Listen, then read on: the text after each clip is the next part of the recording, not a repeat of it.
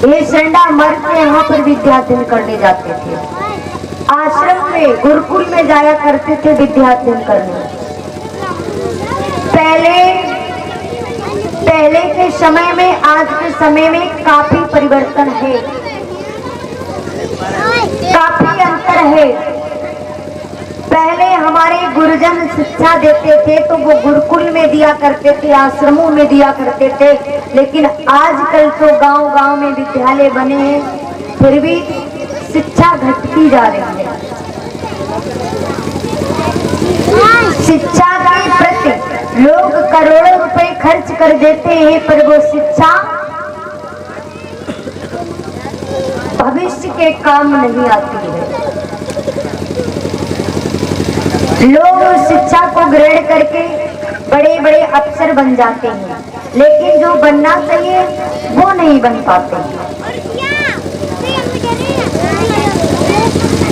क्योंकि जब से विद्यालय खुले हैं शिक्षा तो खैर बड़ी है, लेकिन जो शिक्षा हमारे गुरुजन गुरुकुल में दिया करते थे उस शिक्षा की बातें कुछ और। वो शिक्षा हमारे सनातन धर्म से जुड़ी हुई हुआ करती थी। जैसे हमें गुरुकुल में सिखाया जाता था कि हमारा सनातन धर्म क्या है और हमें सनातन धर्म का पालन कैसे करना चाहिए, सम्मान कैसे रखना चाहिए। गुरुकुल में गुरुजन पढ़ाते थे, ये हमें सनातन धर्म की पहचान बताते थे। हमारे सनातन धर्म के बस हमारे सनातन धर्म का भोजन कुछ अलग ही है। सनातन धर्म में सबसे जरूरी है मानव का गहना, तिलक, मस्तक पर तिलक और सर के ऊपर चोटी और गले में माला। ये बहुत जरूरी है, ये हमारे सनातन धर्म के भक्तों की पहचान है। लेकिन आजकल कोई चोटी रखाता है, कोई नहीं। जो सनातन धर्म को समझते हैं उनके मस्तिष्क पर तिलक भी मिलेगा, सर के ऊपर चोटी भी मिलेगी। लेकिन अब कौन माफ करें, अब कौन लगाता है तिलक, कौन लगाता है, कौन रखाता है चोटी। अब तो अंग्रेजों वाला पहनावा चल दिया है, अंग्रेजों वाला पहनावा शुरू हो गया है।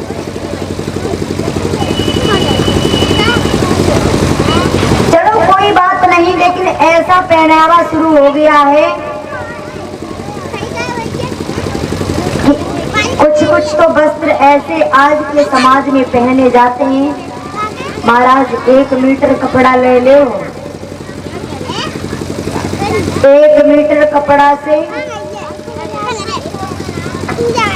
काम चलाए लेते हैं।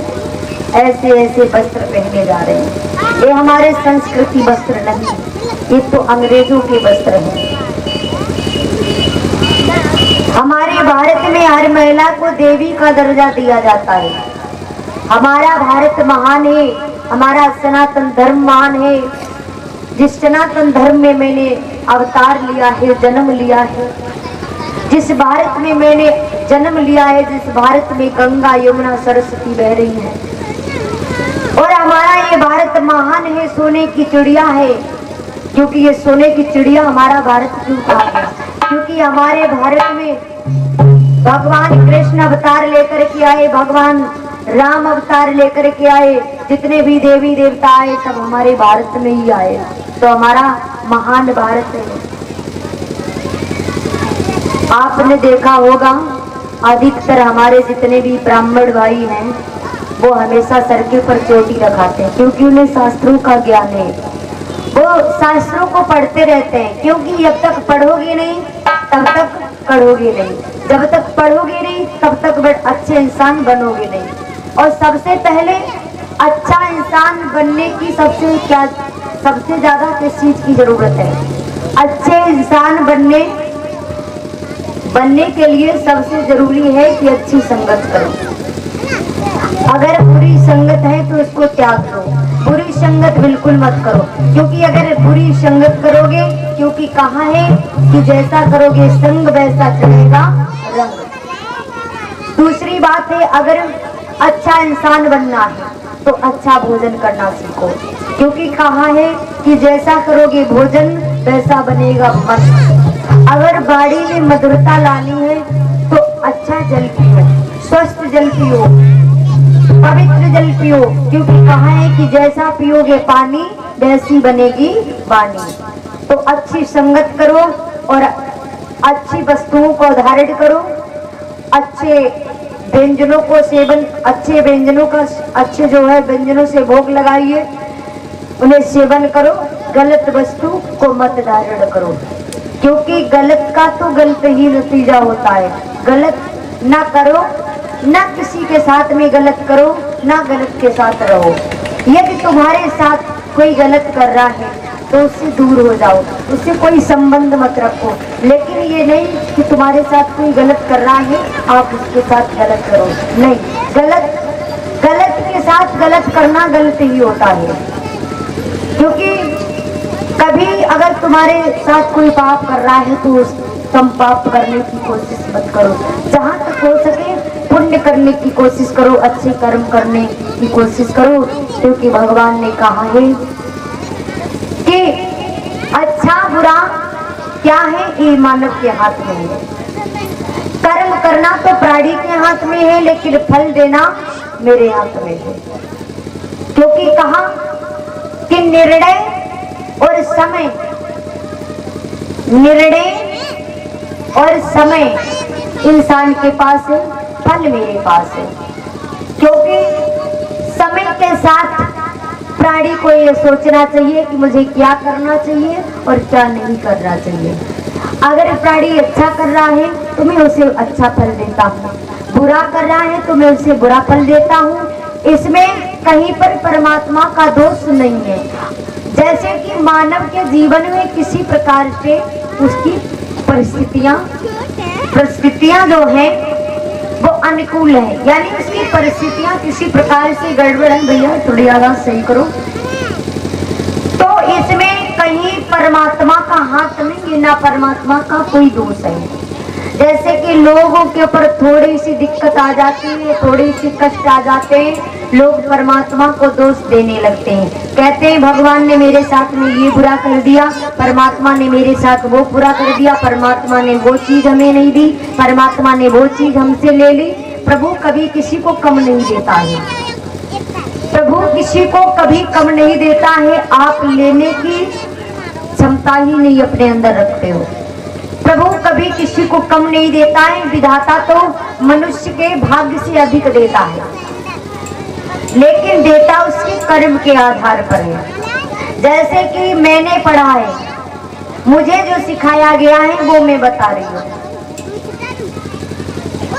जैसे कि कहते हैं कुछ लोग ये कहा करते हैं कि जब बच्चे का जन्म होता है तो छठे दिन जो छठवीं मनाते हैं, शायद आप लोगों के यहाँ पर भी मनाई जाती हो, छठी मनाई जाती है क्या? हाँ, कहीं कहीं मनाई जाती है छठी। तो कुछ लोग ये कहा करते हैं, कुछ लोगों का कहना है कि छठी माता आती है बच्चे का भाग्य लिखती है, छठी माता आती है भाग्य लिखती है। अब आप ये बताइए, तुम्हारे जीवन में कोई दिक्कत आ जाए, परेशानी आ जाए, तो वो भाग्य किसने लिखा है? किसी शनि ने, किसी ग्रह ने, किसी मंगल ने? नहीं। देखिए, कोई किसी का भाग्य नहीं लिखता है। बात इतनी है क्योंकि मेरा कर्म मेरे हाथ में और उसका भाग्य उसके हाथ में, उसका कर्म उसके हाथ में, मेरा कर्म मेरा भाग्य मेरे हाथ में। कैसे? जैसे कि भगवान ने तुम्हें मानव का रूप दिया है और भगवान ये नहीं कहते हैं तुम गलत करो, भगवान कहते हैं तुम अच्छा ही करो। जैसे कि भगवान ने तुम्हें मौका दिया, बचपना दिया सुधरने के लिए। अब जैसे कि तुम्हें 2 पैर दिए भगवान ने, तुमसे ये कहा जाए कि तुम्हारे 2 पैर हैं, 1 पैर उठाओ। अब तुम्हें निर्णय लेना है कि मुझे सीधा पैर उठाना है या टेढ़ा पैर उठाना है, सीधा उठाना है या टेढ़ा पैर उठाना है। अगर आपने टेढ़ा वाला पैर उठा दिया, एक पैर यानी टेढ़ा उठा दिया आपने, अब आपसे बोला जाए आप सीधा वाला पैर उठाओ तो क्या उठा पाएंगे? एक ही तो पैर उठेगा एक बार में। आपका पैर दो पैर है, आपसे कहा एक पैर अपना उठाओ टेढ़ा वाला, आपने उठा दिया, एक नीचे जमीन पर लगा, एक उठा दिया। अब आपसे बोला जाए कि ये भी पैर उठाओ तो आप दोनों पैर उठा सकते हैं? नहीं उठा पाएंगे। तो इसलिए सबसे पहले तुम्हारे पास में निर्णय था, समय था, यानी समय था निर्णय लेने का कि मुझे सीधा पैर उठाना है या मुझे टेढ़ा पैर उठाना है। अगर आपने सीधा पैर उठाया तो आपकी जिंदगी सीधी गुजर जाएगी, और अगर टेढ़ा तो फिर तो भटकी जाओगे ना। दो रोड गई हैं, दो रास्ता गई हैं, आपसे कहा जाए किस रास्ता पर जाओगे, जहाँ पे नरक बड़ा है वहां पर जाओगे या वहां पर स्वर्ग है वहां पर जाओगे? अगर स्वर्ग पे जाओगे तो वहां जाओगे, और अगर दलदल में चले जाओगे तो फंस जाओगे, लौट के आ ही नहीं पाओगे।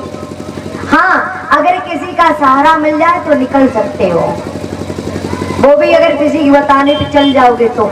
इसीलिए देखिए कहते हैं कि कोई किसी का भाग्य नहीं लिखता है, ना कोई परमात्मा भाग्य लिखता है, ना कोई शनि, ना कोई मंगल। भाग्य जो है वो इंसान के कर्मों पर डिपेंड है, ये भागवत बताती है। भगवान कहते हैं कि प्राणी जैसा कर्म करता है वैसा ही उसका भाग्य बनता है, और उसी कर्म के स्वरूप में उसे फल देता हूँ। फल देना मेरा कार्य है, कर्म करना माधव का कार्य है। इसलिए कहीं पर परमात्मा को दोष देना या किसी प्रकार किसी शनि मंगल ग्रह या परमात्मा को अपने भाग्य में जोड़ने से या कुछ